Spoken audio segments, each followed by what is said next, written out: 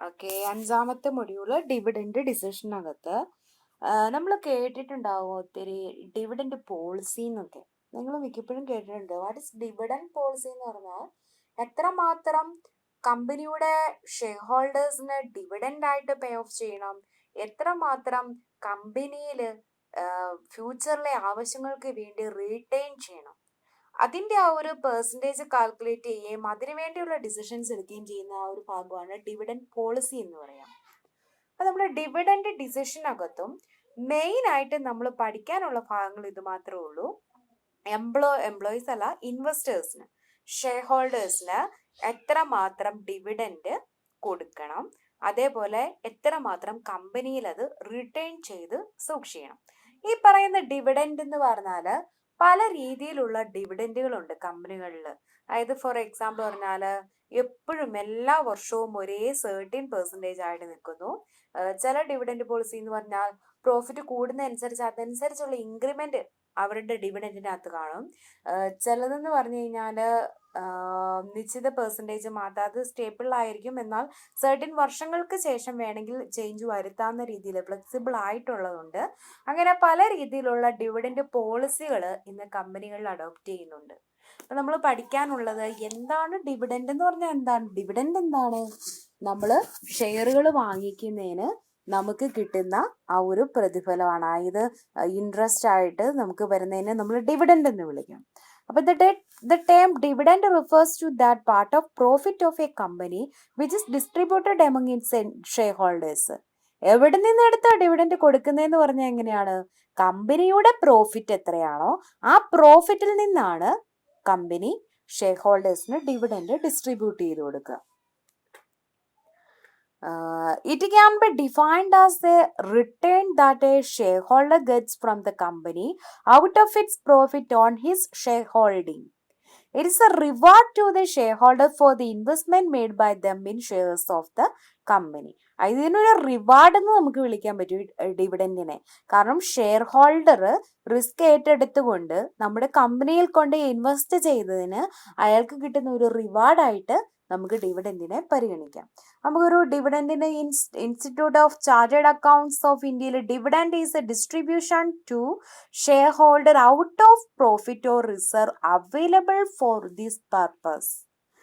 പ്രോഫിറ്റിൽ നിന്നാണ് നമ്മൾ എന്ത് കൊടുക്കുക? ഷെയർ ഹോൾഡറിന് ഈ പറയുന്ന ഡിവിഡൻഡുകൾ നമ്മൾ ഡിസ്ട്രിബ്യൂട്ട് ചെയ്ത് കൊടുക്കുക. ദെൻ ഇനി ഡിവിഡൻഡ് പോളിസിയിലോട്ട് പോവുകയാണ്. What is dividend policy? പാട്ട് ചോദിക്കാവുന്ന ക്വസ്റ്റ്യൻ ആണ്. The term dividend policy refers to the policy concerning the quantum of profit to be distributed as dividend. The concept of dividend policy implies that employees through their board of directors involve a pattern of dividend payment which has a bearing on future action. അതായത് അപ്പോൾ ഒറ്റ വാക്കിൽ ഉത്തരം നൽകിയാൽ എങ്ങനെ പറയണമെന്ന് വെച്ചാൽ കമ്പനിയുടെ പ്രോഫിറ്റിൽ നിന്ന് ഓരോ ഷെയർ ഹോൾഡേഴ്സിനും എത്രമാത്രം profit, quantum of profit distribute ചെയ്ത് കൊടുക്കണം. അതേപോലെ കമ്പനിയുടെ ഫ്യൂച്ചർ ആവശ്യത്തിന് വേണ്ടി അതായത് കമ്പനിയുടെ ബോർഡ് ഓഫ് ഡയറക്ടേഴ്സും മാനേജേഴ്സും ഒക്കെ ചേർന്നിരുന്നാണ് ഇത് ഡിറ്റർമൈൻ ചെയ്യുക എത്ര പ്രോഫിറ്റ് ഡിസ്ട്രിബ്യൂട്ട് ചെയ്ത് കൊടുക്കണമെന്നും അതേപോലെ എത്രമാത്രം profit retained in the business for financing is long term growth. Long ടൈമിലേക്ക് കമ്പനിക്ക് ഒരു ഗ്രോത്ത് ഉണ്ടാകാൻ വേണ്ടി എത്രമാത്രം കമ്പനിയിൽ അത് റിട്ടേൺ ചെയ്യണം. ഈ ഒരു ഡിസിഷനെയാണ് നമ്മൾ എന്തെന്ന് വിളിക്കുക? Dividend policy. The investors are interested in earning maximum return on their investment and to maximize their wealth. ശരിയല്ലേ? നമ്മൾ ഇപ്പൊ ഒരു കമ്പനിയിൽ കൊണ്ട് ഇൻവെസ്റ്റ് ചെയ്യാൻ ആഗ്രഹിക്കുന്നുവെങ്കിൽ നമ്മൾ ഏറ്റവും കൂടുതൽ ആഗ്രഹിക്കുന്ന എന്തിനാ? മാക്സിമം റിട്ടേൺ കിട്ടണം. അതായത് പ്രോഫിറ്റിന്റെ ഏറ്റവും കൂടിയ ഭാഗം ഞങ്ങൾക്ക് ഡിവിഡൻഡ് ആയിട്ട് കിട്ടണം. അതോടൊപ്പം തന്നെ അവർ ഒന്നുകൂടെ ആഗ്രഹിക്കുന്നുണ്ട് അവരുടെ വെൽത്ത് ഇൻക്രീസ് ചെയ്യണം. A company on the other hand need to provide fund to finance its long time growth. കമ്പനിയുടെ പോയിന്റ് ഓഫ് വ്യൂവിൽ എന്താ കമ്പനി ചിന്തിക്കുന്നത്? ഇൻവെസ്റ്റേഴ്സിന് അവരുടെ ആവശ്യത്തിനനുസരിച്ച് പ്രോഫിറ്റ് കൊടുക്കണം എന്നല്ല കമ്പനി ആഗ്രഹിക്കുന്നത്. കമ്പനിയുടെ പോയിന്റ് ഓഫ് വ്യൂവില് നമുക്ക് ലോങ് ടൈമിലേക്ക് ഗ്രോത്ത് ഉണ്ടാകണമെങ്കിൽ അതിനെല്ലാം അവൈലബിലിറ്റി ഓഫ് ഫണ്ട് ആവശ്യമാണ്. അത് ഈ പ്രോഫിറ്റിൽ നിന്ന് നീക്കിയിരിപ്പായിട്ട് വെക്കണം എന്നാണ് കമ്പനിയുടെ ആഗ്രഹം. If A company pace out as dividend most of its earning, then the company has to depend on the outside source such as issue of debentures or equity shares for further expansion. ഒരു കമ്പനിയെ സംബന്ധിച്ചിടത്തോളം ആ കമ്പനിക്ക് കിട്ടുന്ന പ്രോഫിറ്റുകൾ മുഴുവനായിട്ടും അവർ dividend ആയിട്ട് distribute ചെയ്തുവെങ്കിൽ അവരുടെ company expand ചെയ്യാൻ വേണ്ടി, ഗ്രോ അപ്പ് ചെയ്യാൻ വേണ്ടി അതർ സോഴ്സിനെ കണ്ടെത്തേണ്ടതായിട്ട് വരും. അതായത് പുതുതായിട്ട് ഡെബഞ്ചേഴ്സിന് ഇഷ്യൂ ചെയ്യേണ്ടി വരും, പുതുതായിട്ട് ഇക്വിറ്റി ഇഷ്യൂ ചെയ്യേണ്ടതായിട്ട് വരും. അപ്പോൾ അവരുടെ ബിസിനസ് ഗ്രോ അപ്പ് ചെയ്യാൻ വേണ്ടി അതിലോട്ട് ഇൻവെസ്റ്റ് ചെയ്യാനുള്ള തുക എന്തിൽ നിന്ന് തന്നെ കണ്ടെത്തുന്ന ബെറ്റർ എന്നാ പറയുന്നത്? അവരുടെ പ്രോഫിറ്റിൽ നിന്ന് തന്നെ കാൽക്കുലേറ്റ് ചെയ്ത് വെച്ചിരിക്കണം.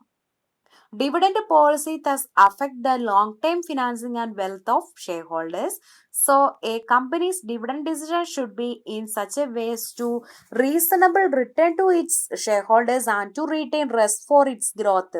അപ്പോൾ ഒരു കമ്പനി ബെറ്റർ ആയിട്ട് മുന്നോട്ട് പോകണമെങ്കിൽ ഇൻവെസ്റ്റേഴ്സിന് റിട്ടേൺ എന്ന് പറയുന്നത് റീസണബിൾ ആയിട്ട് കൊടുക്കണം, എഗ്രി ചെയ്തിരിക്കുന്ന കൊടുക്കണം. അതോടൊപ്പം എന്തുകൂടെ വേണം? അവരുടെ ഫ്യൂച്ചർ ഗ്രോത്തിനിലേക്ക് ആവശ്യമായിട്ടുള്ള ഫണ്ട് അവര് റീറ്റെയിൻ ചെയ്യുകയും ചെയ്യണം എന്ന് പറയുന്നു. Thus dividend policy has much implications on the financial prospectus of the company. അതിനകത്തൊരു ഡെഫിനിഷൻ കൊടുത്തിട്ടുണ്ട്. Dividend policy determines the division of earnings between payment to shareholders and retained earnings. കാണാപ്പാഠം പഠിക്കണം. A പാർട്ടിൽ ഉറപ്പായിട്ടും ഉണ്ടാകും. വെസ്റ്റേൺ ആൻഡ് ബ്രൈറ്റന്റെ ഒരു definition ആണ് കൊടുത്തിരിക്കുന്നത്. Dividend policy എന്ന് പറഞ്ഞാൽ ഷെയർ ഹോൾഡേഴ്സിന് അവരുടെ ഏർണിങ്സ് ഡിവൈഡ് ചെയ്ത് കൊടുക്കുന്നതും അതുപോലെ തന്നെ കമ്പനിക്ക് ആവശ്യമായിട്ടുള്ളത് റീറ്റെയിൻ ചെയ്യുന്നതുമാണ്. ദെൻ ഈ ഡിവിഡൻഡ് പോളിസി എന്ന് പറയുന്നത് മെയിൻ ആയിട്ട് 2 രീതിയിലാണ്. ഡിവിഡൻഡ് പോളിസി എന്ന് പറയുന്നത് ഇതാണെന്ന് പറഞ്ഞു, പ്രോഫിറ്റ് എങ്ങനെ വിനിയോഗിക്കണം. അത് 2 രീതിയിലുള്ള ഡിവിഡൻഡ് പോളിസികളുണ്ട്. അതിൽ ഒന്നാമത്തേത് കൺസർവേറ്റീവ് ഡിവിഡൻഡ് പോളിസിയാണ്. It is a policy of distributing regular and consistent amount of its earnings to its shareholders as dividend. The balance amount of earnings is retained. അതായത് റെഗുലർ ആയിട്ട് ഷെയർ ഹോൾഡേഴ്സിന് ഒരു എമൗണ്ട് കൊടുത്തേക്കാമെന്ന്, റെഗുലർ വൈസ് ആണ്. ഇത്ര percentage എന്ന് പറഞ്ഞാൽ അതിൽ വ്യത്യാസം വരുന്നില്ല. അപ്പോൾ അത് പ്രോഫിറ്റ് കൂടിയാലും കുറഞ്ഞാലും ആ ഫിക്സ് ചെയ്തിരിക്കുന്ന റെഗുലർ ആയിട്ടുള്ള ഡിവിഡൻഡ് ഇൻവെസ്റ്റേഴ്സിന് കൊടുക്കും. ബാക്കി എത്ര വരുന്നോ അത് കമ്പനി റീറ്റെയിൻ ചെയ്യുകയും ചെയ്യും. അത് ഡിവൈഡ് ചെയ്ത് കൊടുക്കാതെ കമ്പനിയിൽ സൂക്ഷിക്കും. അതിനെ കൺസർവേറ്റീവ് ഡിവിഡൻഡ് പോളിസി എന്ന് വിളിക്കും. ദെൻ രണ്ടാമത്തേത് ലിബറൽ ഡിവിഡൻഡ് പോളിസിയാണ്. It is a policy of distributing a major part of its earnings to shareholders. ഇവിടെ ഫിക്സഡ് ആയിട്ടൊന്നും അല്ല. ഇപ്പൊ ഇന്ന് 100 രൂപ കിട്ടിയെങ്കിൽ അതിൽ 80 രൂപയും ഷെയർ ഹോൾഡേഴ്സിന് കൊടുക്കുക പ്രോഫിറ്റിൽ നിന്ന്. അങ്ങനെ നമുക്ക് കമ്പനിക്ക് കിട്ടുന്ന ഏർണിങ്സിന്റെ ഭൂരിഭാഗം പാർട്ടും, മേജർ പാർട്ടും ഷെയർ ഹോൾഡേഴ്സിന് ഡിവിഡൻഡ് ആയിട്ട് കൊടുക്കുകയും ഒരു മിനിമം എമൗണ്ട്, വളരെ തുച്ഛമായ ഒരു തുക കമ്പനിയിൽ റിറ്റെയിൻ ചെയ്ത് കഴിഞ്ഞാൽ അത് ലിബറൽ ഡിവിഡൻഡ് പോളിസി എന്ന് പറയും. ലിബറൽ എന്ന് പറഞ്ഞാൽ തന്നെ എന്താ അർത്ഥം? വളരെ അധികം ദൂരത്തായിട്ട് അല്ലെങ്കിൽ വളരെ കൂടുതലായിട്ട് എന്നുള്ളൊരു മീനിങ്ങാ വരിക. കൺസർവേറ്റീവ് എന്ന് പറഞ്ഞു കഴിഞ്ഞാൽ ഫിക്സ് ചെയ്തിട്ടുള്ള റെഗുലർ ആയിട്ടുള്ള ഏർണിങ്സ് മാത്രമേ ഉള്ളൂ. ലിബറലിനകത്ത് ഭൂരിഭാഗം പ്രോഫിറ്റും ആർക്ക് കൊടുക്കും? ഷെയർ ഇൻവെസ്റ്റേഴ്സിന് കൊടുക്കും. ദെൻ ഡിവിഡൻഡ് പോളിസി വീണ്ടും 4 വീണ്ടും ഡിവൈഡ് ചെയ്തിരിക്കുവാണ്. അതിൽ അതായത് മെയിൻ ആയിട്ടുള്ളത് ഈ 2 പിന്നെയും ഡിവിഡൻഡ് പോളിസിനെ അഗൈൻ വീണ്ടും ഡിവൈഡ് ചെയ്തിട്ടുണ്ട്. അതിൽ stable dividend policy, regular dividend policy, irregular dividend policy, no dividend policy. ഇതൊക്കെ ആ ഹെഡിങ്ങോട് കൂടി നിങ്ങൾക്ക് എഴുതാന്നുള്ളതേ ഉള്ളൂ. അതിൽ ഒന്നാമത്തേതാണ് സ്റ്റേബിൾ. സ്റ്റേബിൾ എന്ന് പറഞ്ഞാൽ എന്താ? ഒരേപോലെ, എപ്പോഴും ഒരേപോലെ. Stable dividend policy means regular and consistent payment of dividend irrespective of after tax profit stable dividend means payment of certain minimum amount of dividend regularly. അതായത് റെഗുലർ ആയിട്ട് അവരൊരു ഏറ്റവും മിനിമം ആയിട്ടുള്ള ഒരു എമൗണ്ട് ഫിക്സ് ചെയ്ത് വെച്ചിരിക്കുവാണ്. അത് അവർ സ്റ്റേബിൾ ആയിട്ട് regular ആയിട്ട് കൊടുത്തിരിക്കും. The stable dividend policy means regularity in paying some dividend annually. എല്ലാ വർഷവും അവർ കൊടുക്കുന്നത് ഒരേ എമൗണ്ട് തന്നെയായിരിക്കും. ഈ സ്റ്റേബിൾ ഡിവിഡൻഡ് പോളിസിനെ അഗെയിൻ 3 ഡിവൈഡ് ചെയ്തിട്ടുണ്ട്. സ്റ്റേബിൾ ഡിവിഡൻഡ് പോളിസിനെ വീണ്ടും 3 ഡിവൈഡ് ചെയ്തിരിക്കുവാണ്. അതിൽ ഒന്നാമത്തേത് കൺസ്റ്റന്റ് ഡിവിഡൻഡ് പെർ ഷെയർ ആണ്. This is a policy of paying a fixed dividend per share irrespective of level of earnings year after year. അതായത് ഓരോ വർഷവും അത് കഴിഞ്ഞിട്ടുള്ള വർഷവും എന്ത് തന്നെയാണ് ഫിക്സഡ് ആയിട്ടുള്ള ഡിവിഡൻഡ് ആണ് കോൺസ്റ്റന്റ് ഡിവിഡൻഡ് ഷെയറിനകത്ത് പറയുക. Such companies increase rate of dividend per share only when there is increase in earnings up to desired level.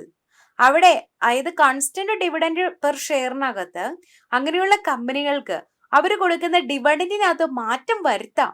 പക്ഷേ അവര് ഒരു നമ്പർ ഓഫ് ഇയേഴ്സ് അതേ ഒരേപോലെ ആയിരിക്കും.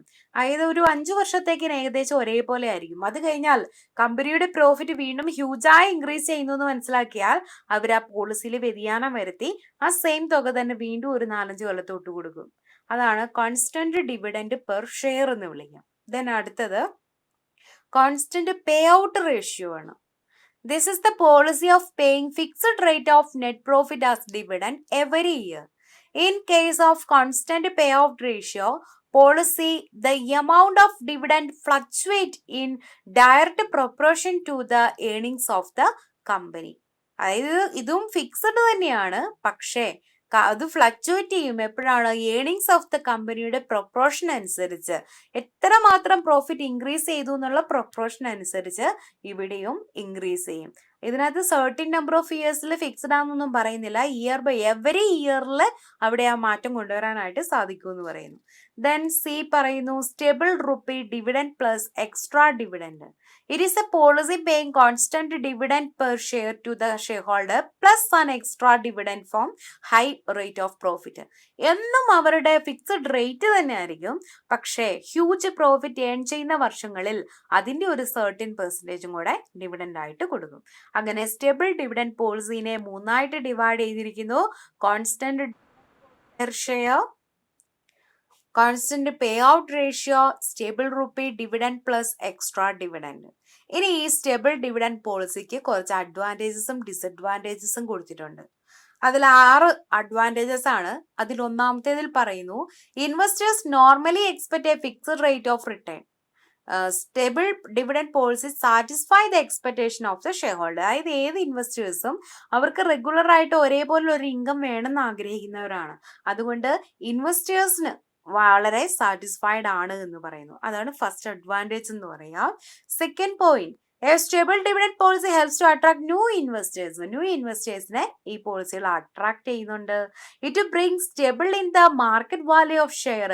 അതായത് സ്റ്റേബിൾ ആയിട്ടുള്ള ഒരു ഡിവിഡൻഡ് കൊടുക്കുന്നതനുസരിച്ച് അവിടെ മാർക്കറ്റിൽ, അതായത് മാർക്കറ്റ് വാല്യൂ ഓഫ് ഷെയർ എന്ന് പറയുന്നതും സ്റ്റേബിൾ ആയിട്ട് തന്നെ നിൽക്കും.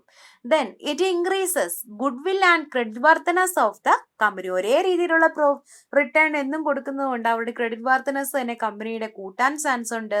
അതുപോലെ ഇൻവെസ്റ്റേഴ്സിന്റെ കോൺഫിഡൻസ് ഇൻക്രീസ് ചെയ്യാനുള്ള ചാൻസ് ഉണ്ട്.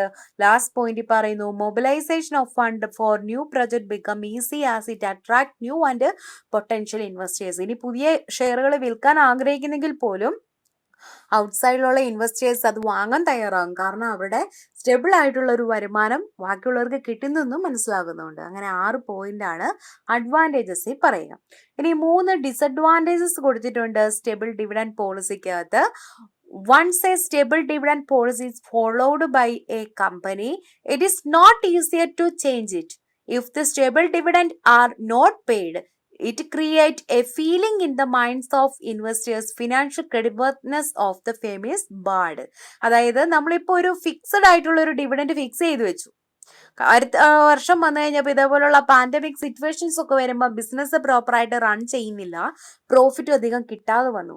അങ്ങനെ വരുമ്പം ഡിവിഡൻഡ് ഒന്നും ആൾക്കാർക്ക് കിട്ടാതെ വരുന്ന, അതായത് പൈസ ഇല്ല എടുത്തു കൊടുക്കാൻ. അങ്ങനെ വരുമ്പം കമ്പനിയുടെ ഇൻവെസ്റ്റേഴ്സ് ആകെ തളരും, അവരുടെ ഷെയർ തിരിച്ചു മേടിക്കാനായിട്ടും കമ്പനിയുടെ ക്രെഡിറ്റ് വർത്തനസിനെ എല്ലാം അത് ബാഡിലോട്ട് കൊണ്ടുപോകും എന്ന് പറയുന്നു. Then second point പറയുന്നു, as investors are suspicious about the financial condition of the firm, they may like dispose of their holding. It adversely affect the market price of the share. അതായത് ഈ fix ചെയ്ത് വെച്ചിരിക്കുന്ന dividend കറക്റ്റായിട്ട് കൊടുക്കുന്നില്ല എങ്കിൽ അത് അവരുടെ മാർക്കറ്റ് ഷെയറിനെ വരെ അഫക്റ്റ് ചെയ്യാനായിട്ട് സാധിക്കും എന്ന് പറയുന്നു. ദെൻ ലാസ്റ്റ് പോയിന്റ് പറയുന്നു, if the firm pay dividend in spite of its inability to pay dividend, it may lead to winding up of the company. അതായത് ഫിക്സ് ചെയ്ത് വെച്ചിരിക്കുന്ന പൈസ കമ്പനിക്ക് കൊടുക്കാനേ പറ്റുന്നില്ല എങ്കിൽ ആ കമ്പനി വൈൻഡിങ് അപ്പിലോട്ട് പോകാനുള്ള ചാൻസ് വരെ ഉണ്ടെന്ന് പറയും. അപ്പൊ ഇങ്ങനെ 3 പോയിന്റ് ആണ് സ്റ്റേബിൾ ഡിവിഡൻഡ് പോളിസിക്കകത്ത് പറയും. ഒന്നുകൂടി ഒന്ന് ചുരുക്കത്തിൽ പറഞ്ഞാൽ 5ാമത്തെ മൊഡ്യൂളിനകത്ത് പറയുന്ന മുഴുവൻ ഒരു കമ്പനിയിൽ ഇൻവെസ്റ്റ് ചെയ്തിരിക്കുന്ന ഇൻവെസ്റ്റേഴ്സിന് കൊടുക്കുന്ന റിട്ടേണെ പറ്റിയാണ്. ആ റിട്ടേൺ എന്ന് പറയുന്നത് ഡിവിഡൻഡ് ആണ്. ഈ ഡിവിഡൻഡ് കമ്പനിയുടെ മാനേജേഴ്സ്, ബോർഡ് ഓഫ് ഡയറക്ടേഴ്സ് ഇവിടെ എല്ലാവരും കൂടെ ചേർന്നിരുന്ന് വളരെ കൃത്യമായിട്ട് ആലോചിച്ച് പെറുക്കിയാണ് ഈ ഒരു ഡിവിഡൻഡ് പോളിസിനെ തയ്യാറാക്കുക. ഡിവിഡൻഡ് പോളിസി എന്ന് പറഞ്ഞാൽ കമ്പനിയുടെ പ്രോഫിറ്റിന്റെ എത്രമാത്രം ഷെയർ ഹോൾഡേഴ്സിന് ഡിവിഡൻഡ് ആയിട്ട് കൊടുക്കണം, അതേപോലെ എത്രമാത്രം രൂപ പ്രോഫിറ്റിൽ നിന്ന് കമ്പനിയിൽ റിട്ടേൺ ചെയ്ത് സൂക്ഷിക്കണം ഫ്യൂച്ചർ ആവശ്യത്തിന് വേണ്ടി. ഈ ഒരു തീരുമാനത്തെയാണ് നമ്മൾ ഡിവിഡൻഡ് പോളിസി എന്ന് വിളിക്കുക. ഈ ഡിവിഡൻഡ് പോളിസി പല രീതിയിലുണ്ടെന്ന് പറഞ്ഞു. ആദ്യം 2 നമ്മൾ പറഞ്ഞത് കൺസർവേറ്റീവും ലിബറലുമാണ്. ദെൻ 4 വീണ്ടും ഡിവൈഡ് ചെയ്തെന്ന് പറഞ്ഞു. സ്റ്റേബിൾ ആയിട്ടും ഇൻസ്റ്റേബിൾ ആയിട്ടും അതുപോലെ റെഗുലർ ആയിട്ടും നോൺ ഡിവിഡൻഡ് ആയിട്ടും അങ്ങനെ 4 ഡിവൈഡ് ചെയ്തു. അതിൽ 1ാമത്തേതാണ് നമ്മളിപ്പോൾ പഠിച്ചത്, സ്റ്റേബിൾ ഡിവിഡൻഡ് പോളിസി. ഈ സ്റ്റേബിൾ ഡിവിഡൻഡ് പോളിസിക്കകത്ത് പറയുന്നത് ഫിക്സഡ് ആയിട്ടുള്ള ഒരു പെർസെൻറ്റേജ് ആയിരിക്കും ഇയർ ബൈ ഇയർ ഇവർക്ക് കിട്ടിക്കൊണ്ടിരിക്കുക. അതേപോലെ ഈ സ്റ്റേബിൾ ഡിവിഡൻഡ് പോളിസിനെ വീണ്ടും അഗൈൻ 3 ഡിവൈഡ് ചെയ്തിട്ടുണ്ട്. അതിനുശേഷം അതിൻ്റെ അഡ്വാൻറ്റേജസും ഡിസഡ്വാൻറ്റേജസും പറഞ്ഞു. ഇതേപോലെ ബാക്കിയുള്ള ടൈപ്പും ഇനിയും ഉണ്ട് കേട്ടോ പറയാൻ. ഓക്കെ.